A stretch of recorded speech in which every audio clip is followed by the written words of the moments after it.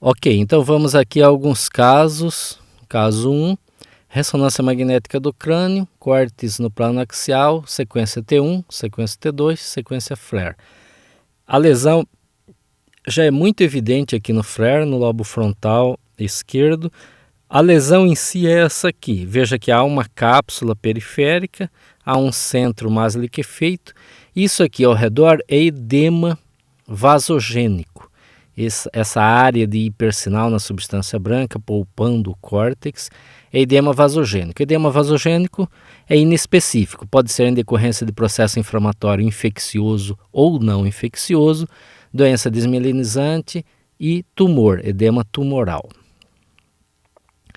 Veja aqui no T2 o edema vasogênico, o centro liquefeito da lesão e a cápsula periférica. Aí aqui no T1 a mesma coisa, o edema vasogênico com hipossinal, centro liquefeito com hipossinal e a cápsula periférica.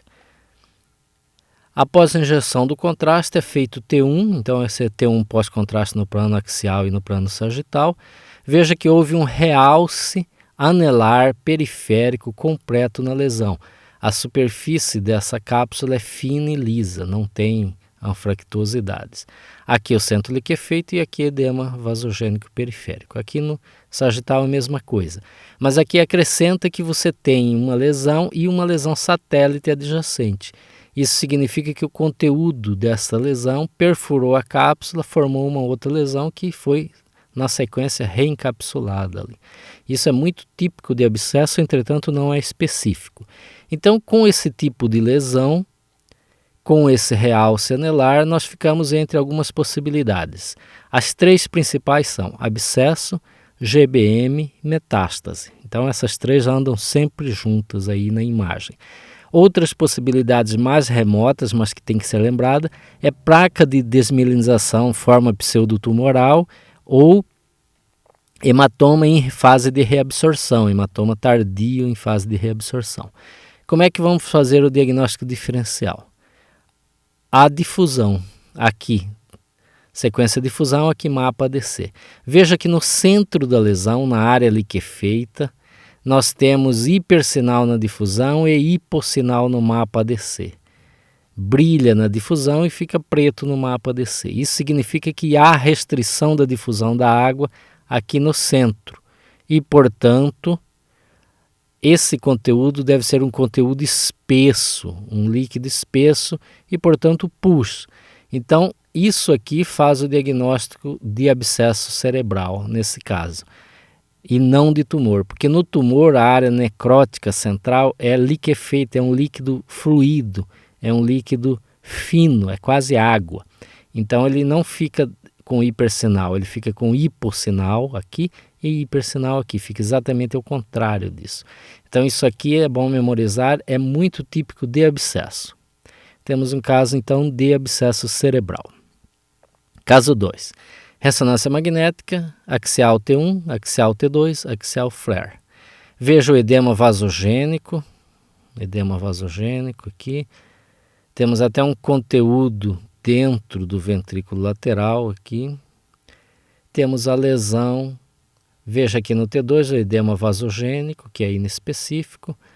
A cápsula da lesão um pouco mais espessa e o conteúdo liquefeito. Aqui é edema também.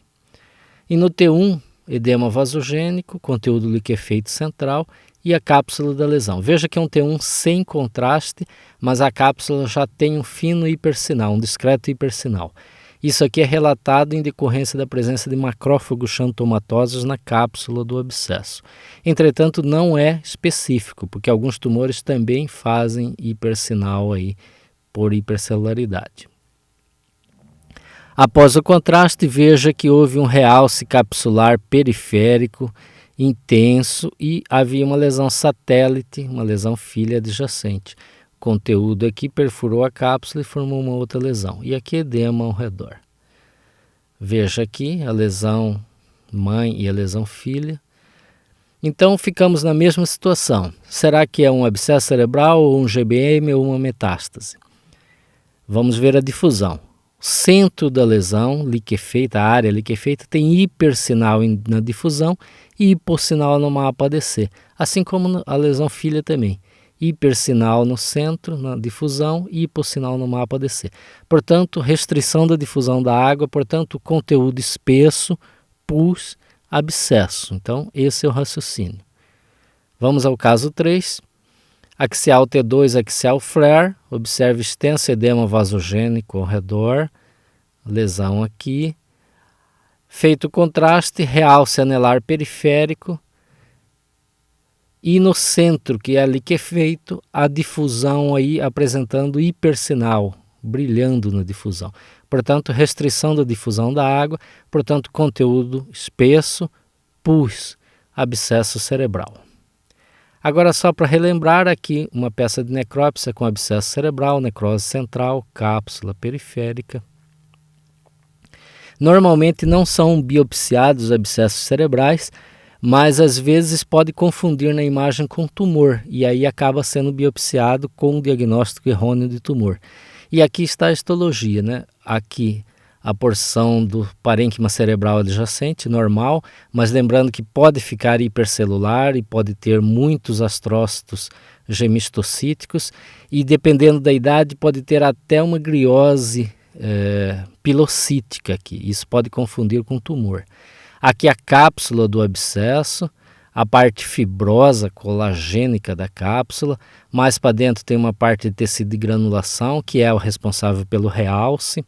E aqui mais internamente uma camada com muitos macrófagos xantomatosos que vão fagocitando aqui a área de necrose, material necrótico que está aqui.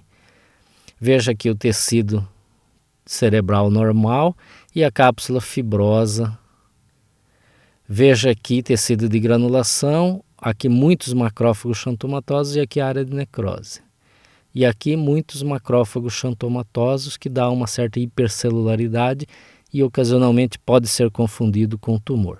Ok? Nesse vídeo o objetivo aí era mostrar imagens típicas de abscesso cerebral, lembrando dos diagnósticos diferenciais com GBM e com metástase, e lembrando que é muito importante nessas lesões nodulares com realce anelar que você examine a difusão, porque se restringiu a difusão, o principal diagnóstico é abscesso cerebral, ok?